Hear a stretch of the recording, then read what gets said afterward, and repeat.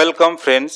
একটি লোকসভা কেন্দ্র একটি বা দুটি বা তিনটি জেলার বিধানসভা কেন্দ্রগুলো নিয়ে গঠিত।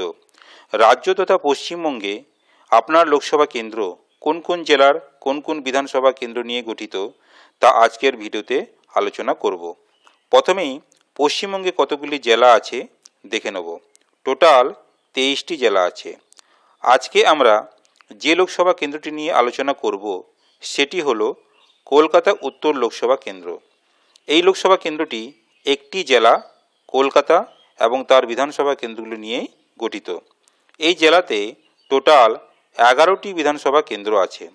তার মধ্যে চৌরঙ্গি, এন্টালি, বেলেঘাটা, জোড়াসাঁকো, শ্যামপুকুর, মানিকতলা এবং কাশীপুর বেলগাছিয়া এই 7টি বিধানসভা কেন্দ্র নিয়ে কলকাতা উত্তর লোকসভা কেন্দ্রটি গঠিত। আপনাদেরকে একটি ছোট্ট ইনফরমেশন দেওয়ার চেষ্টা করলাম। ভিডিওটি ভালো লাগলে শেয়ার করবেন। আপনারা ভালো থাকবেন, সুস্থ থাকবেন। ধন্যবাদ।